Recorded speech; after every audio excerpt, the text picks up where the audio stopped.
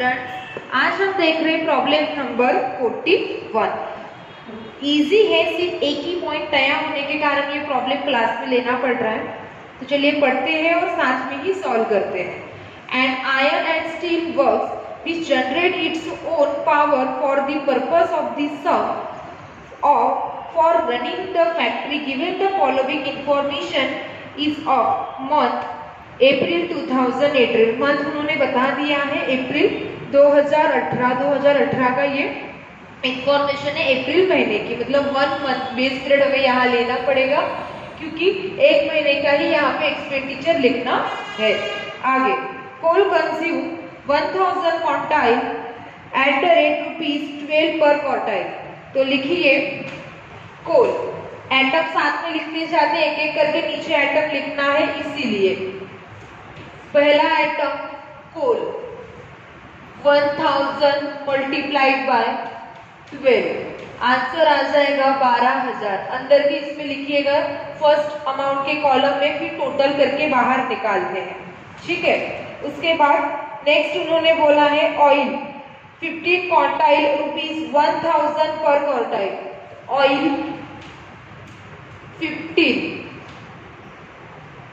1000 multiplied bye 50 oil का खर्चा है, आंसर आ जाएगा आपका 15000। 15,000 ऑयल के पीछे 15000 रुपए खर्च हो रहे हैं।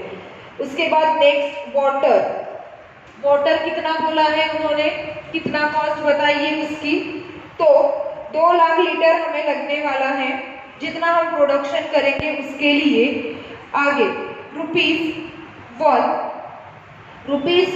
पर 1000 लीटर, 1000 लीटर हमें 1 रुपए में मिल रहा है, तो 2 लाख लीटर कितने में मिलेगा। इक्वेशन बनाएंगे, जो निकालना है उसको लिखेंगे बीच में। 2 लाख लीटर हमें वाटर लगने वाला है इलेक्ट्रिसिटी जनरेट करने के लिए। तो 1000 लीटर की कॉस्ट है ₹1, तो 2 लाख लीटर की कॉस्ट कितनी रहेगी वो निकालेंगे। तो 2 lakh multiplied by 1 divided by 1000, answer आ जाएगा 200। उसके बाद है cost of steel. Cost of steel लिखिए, कॉस्ट ऑफ स्टील, उसके बारे में क्या बताया है उन्होंने। Steam boiler ₹16,000। आपको भी पता है 2-3 प्रॉब्लम इलेक्ट्रिक के हम सॉल्व कर चुके हैं। तो स्टीम बॉयलर एक तरह की इलेक्ट्रिसिटी जनरेट करने के लिए लगने वाली एक असेट है। ₹60,000 which has a residual value of ₹12,000 and life of 10,000 year. तो इन्होंने ये बोला है कि उस असेट की वैल्यू है 60,000, 60,000 और 12,000। 10 साल के बाद उसकी जब लाइफ खत्म हो जाएगी तब 12,000 रुपए उसकी वैल्यू रहेगी। तो क्या इक्वेशन बनेगा हमारा, असेट की वैल्यू माइनस स्क्रैप वैल्यू। 12,000 क्या होगी, scrap value divided by 10 years. Depreciation calculate किस तरह से करते हैं, वैल्यू लिखते हैं व्हीकल की और 12,000 स्क्रैप वैल्यू लिखेंगे। तो 12,000 स्क्रैप वैल्यू माइनस करेंगे और डिवाइडेड बाय 10 इयर्स करेंगे। रेसिडेंशियल वैल्यू का मतलब ये होता है कि जब हम उसको बेचने के लिए जाए, जैसे आज परचेज की 60,000 में, 10 साल के बाद उसको मैं बेचने के लिए जाऊंगी तो मुझे 12,000 रुपए मिलने वाले हैं। तो जितने 60,000 माइनस 12,000 48,000 आ जाएगा। तो 48,000 क्या है आपका, डिप्रिशिएट हो चुकी है 10 साल में वैल्यू।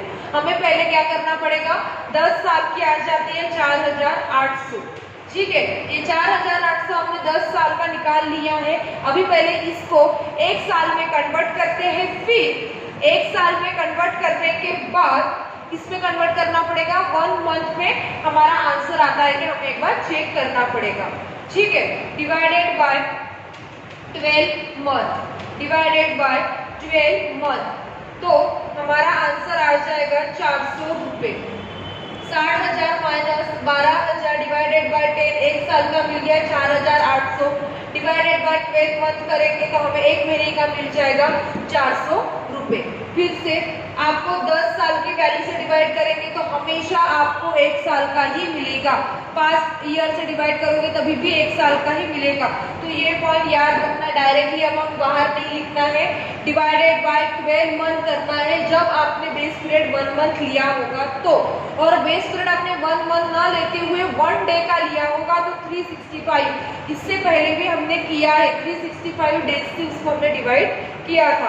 तो चलिए नेक्स्ट पॉइंट, यहाँ पे पहले नंबर में 4 एटम थे जो हम लिख चुके हैं, चारों एटम की टोटल आ जाएगी आपकी 27,600। ठीक है, सिंपल प्रॉब्लम है, कुछ नहीं, एक एक एटम लिखते जाना है एक के नीचे एक। उसके बाद सेकंड पॉइंट है हमारा सैलरी एंड वेजेस।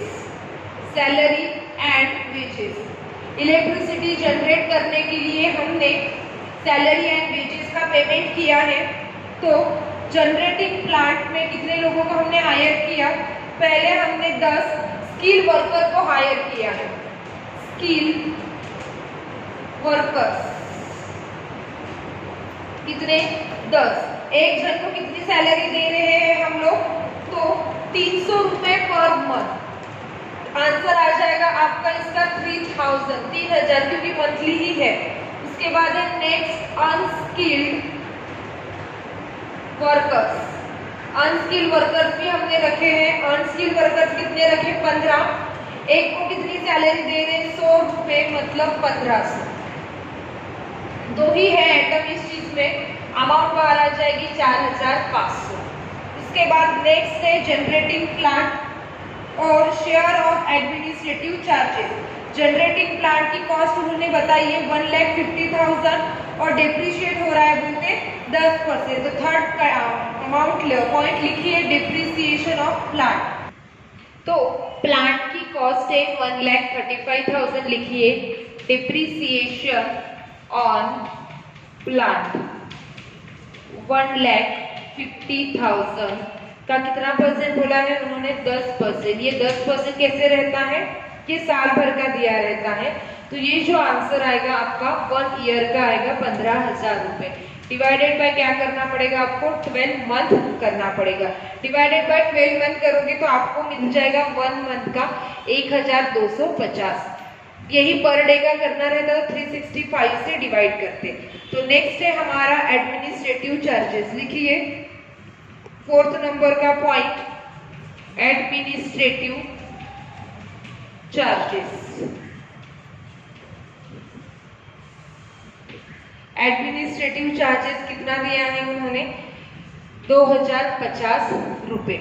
ठीक है, नेक्स्ट है सैलरी एंड वेजेस दिए हैं। किसके दिए हैं सैलरी एंड वेजेस, बॉलियर हाउस के दिए हैं। ठीक है, इसके पहले जो दिए थे जनरेटिंग प्लांट, मतलब जो प्लेस होगी वहां पे कोई स्किल वर्कर अनस्किल वर्कर्स उन्होंने हायर किए होंगे, उनके हैं। अब ये बॉलियर हाउस के लिए उन्होंने हायर किए हुए हैं।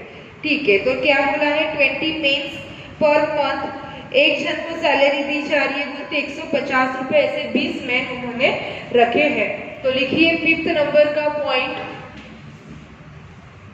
Salary and wages. कितना बोला है सैलरी एंड वेजेस, मेन 20 रखे हैं, एक को दे रहे 150 रुपए, मतलब टोटल कितना 3,000। उसके बाद वुमन रखे हैं उन्होंने, कितने रखे हैं 40, एक जन को दे रहे 60 रुपीज।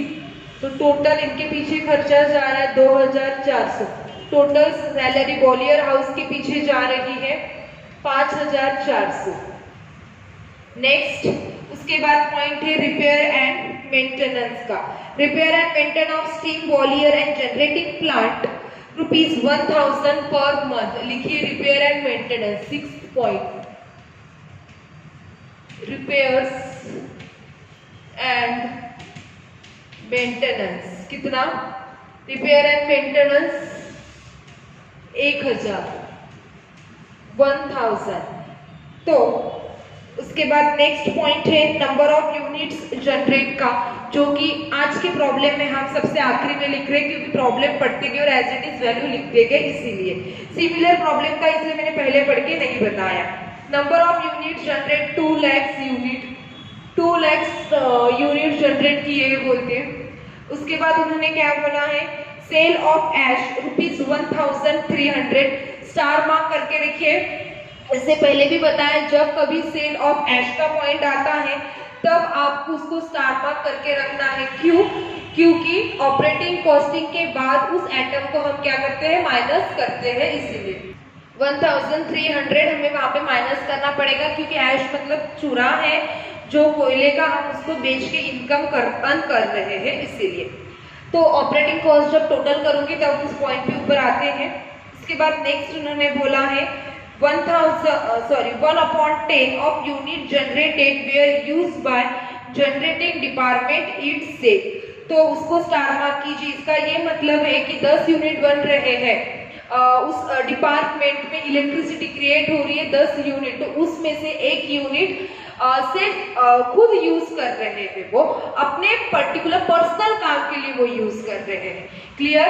तो यहाँ पे ये जो पॉइंट है, इसको सेल्फ जनरेट जो यूज किया मार्केट में, उनको नहीं सेल करना है, पब्लिक को उनको वो इलेक्ट्रिसिटी नहीं देनी है, उन्होंने वो खुद के लिए बनाई है। मतलब क्या निकाला कि 10 यूनिट उन्होंने बनाए, तो उसमें से 1 यूनिट उन्होंने खुद के लिए अलग से निकाल के रखा है। क्लियर? तो उन्होंने वो खर्चा खुद के लिए जो इलेक्ट्रिसिटी क्रिएट की है, जो खर्चा है वो क्या है, उसमें इंक्लूड नहीं होना चाहिए। ठीक है? तो ये पॉइंट लिखने से पहले एक बार, तो ये जो पॉइंट है इसका इफेक्ट 2 जगह आपको पड़ने वाला है। वो कहाँ पे, उसके ऊपर जाने से पहले हम एक बार टोटल ऑपरेटिंग कॉस्ट निकाल लेते हैं, क्योंकि पूरा प्रॉब्लम हमने पढ़ लिया है। 2 आइटम उसके बैलेंस है, 8 और 9th नंबर का 8 की एंट्री कहाँ पे होती है, तो टोटल ऑपरेटिंग कॉस्ट में से हम उसको माइनस करते हैं। क्लियर? और दूसरा जो इसका इफेक्ट है वो भी आपको टोटल ऑपरेटिंग कॉस्ट निकालने के बाद ही पड़ने वाला है, क्योंकि इसका मीनिंग क्या निकलता है, 1/10 of unit generated were used by generating department its से। मतलब जो डिपार्टमेंट इलेक्ट्रिसिटी जनरेट कर रहा है, क्रिएट कर रहा है, वही वो यूनिट्स का यूज कर रहा है। 10 यूनिट्स उन्होंने बनाए होंगे, तो उसमें से उन्होंने 1 यूनिट खुद ही अपने पास रखा है।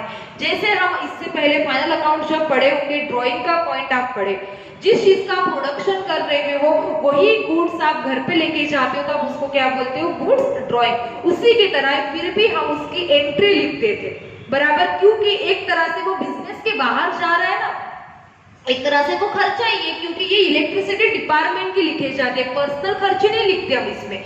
इलेक्ट्रिसिटी डिपार्टमेंट इलेक्ट्रिसिटी बनाने के लिए कितना लगा, वही यूनिट में पब्लिक को देती, सेल करते तो उसके सर्विस चार्जेस तो चार्ज करती ना, तो इसीलिए उसको भी यहाँ पे लिखना पड़ता है। तो उससे पहले हम पहले लिख लेते हैं टोटल ऑपरेटिंग कॉस्ट, फिर इस पॉइंट को हम डिटेल में पढ़ते हैं कि क्या है टोटल ऑपरेटिंग कॉस्ट।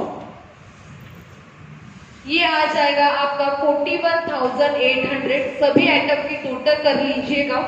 ठीक है? यहाँ 2 लाइन मत कीजिए, क्योंकि 2 लाइन का मीनिंग होता है कि ये फाइनल आइटम है, ऐसा नहीं है। 41,800। अभी ये पॉइंट के ऊपर थोड़ा ध्यान दीजिए। इसका उन्होंने पहले इसमें क्या बोला था, टोटल या टोटल किलोमीटर लिख लिया गलती से, प्रोडक्शन चाहिए। प्रोडक्शन कितने यूनिट्स का प्रोडक्शन करने के लिए बोला है, तो 2 लाख यूनिट्स का हम क्या कर रहे हैं, प्रोडक्शन कर रहे हैं। पर ये 2 लाख यूनिट्स हम पब्लिक को देने वाले हैं क्या? स्टार्टिंग में जब इंट्रोडक्शन मैंने आपको इसका बताया था, तभी बताया था कि इलेक्ट्रिसिटी हम जो डिपार्टमेंट का ये कैलकुलेशन ऑपरेटिंग कॉस्ट पता करते हैं, वो पब्लिक के लिए पता करते हैं कि उनको हम वो यूनिट सेल करेंगे तो कितना सर्विस चार्ज लेना है, वो पता करने के लिए हम ये प्रॉब्लम सॉल्व करते हैं, स्टेटमेंट बनाते हैं। तो हमें जो यूनिट चाहिए रहते हैं, जो हम पब्लिक को देने वाले, कितने यूनिट्स हम पब्लिक को देने वाले हैं, उसके सर्विस चार्ज लेंगे। हम 2 लाख देंगे क्या? नहीं, क्योंकि इसमें से 10%, 1/10 का मतलब ही होता है 10%। ठीक है? तो 2 लाख का 10% आ जाएगा आपका 20,000।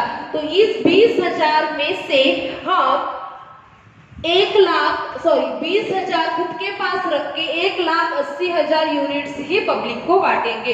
तो यहाँ पे ये प्रोडक्शन की जगह ये पॉइंट आपको लिखना है। क्यों?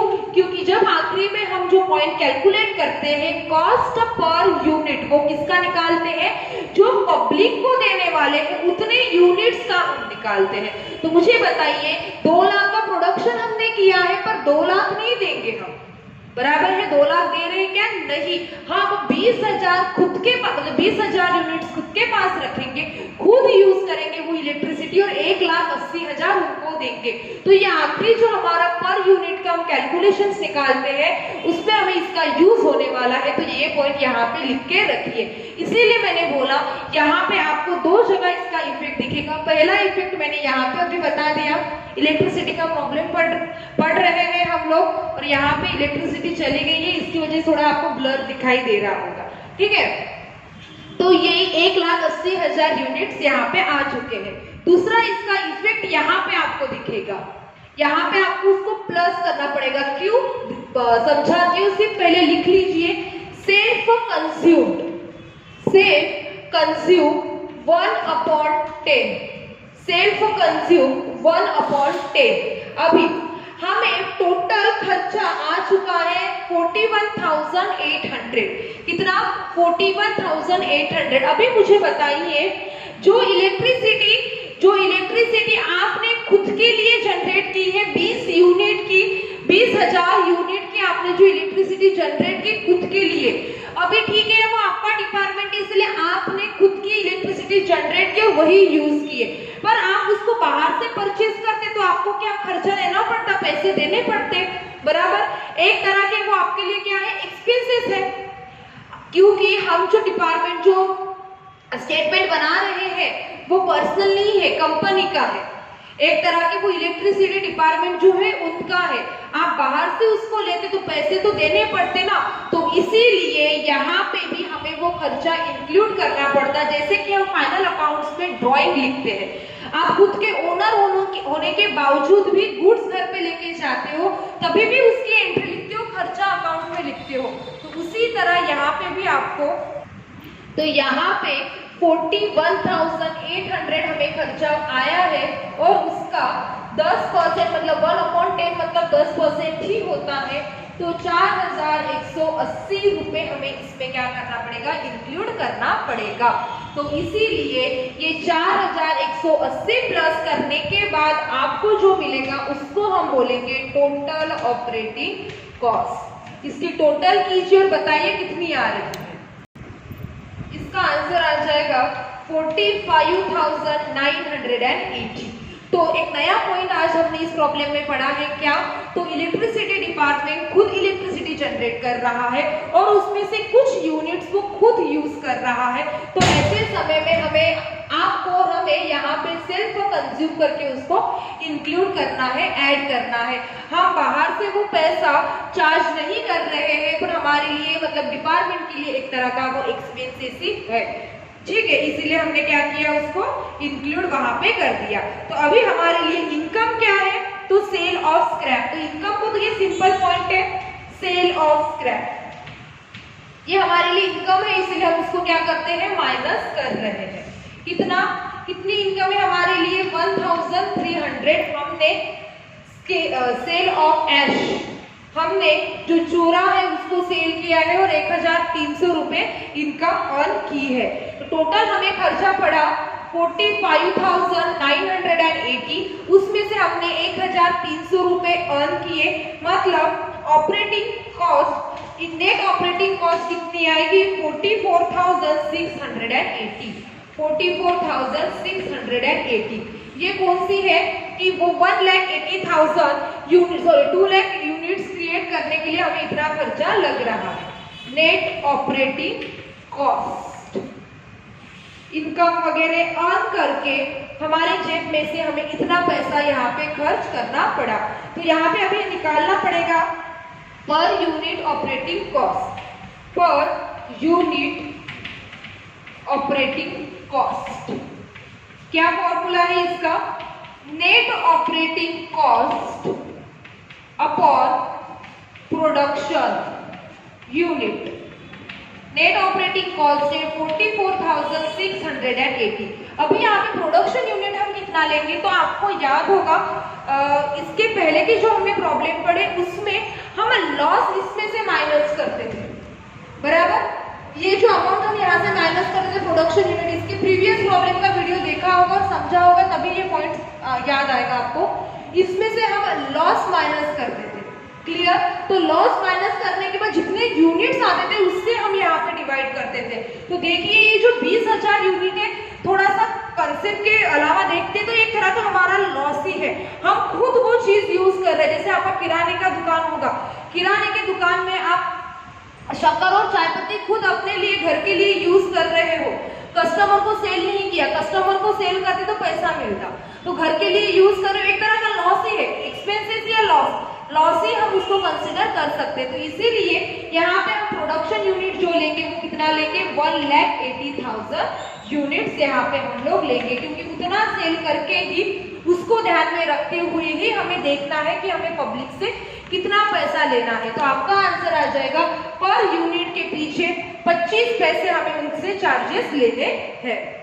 तो यहाँ पे आप प्रॉब्लम नंबर 41 में पॉइंट नंबर 9 को स्टार मार्क करके रख दीजिए। जब इसको रिवाइज किया आपने कभी तो उसको ही पॉइंट को ही पढ़ना है और याद रखना है, क्योंकि हमारे लिए तरह का एक्सपेंडिचर है, इसीलिए एक्सपेंडिचर या लॉस रहा तभी हम उसको प्लस करते हैं, इसलिए हमने वहां पे उस एक्सपेंडिचर को प्लस किया है। इनकम रहती है तो हम क्या करते हैं, माइनस करते हैं।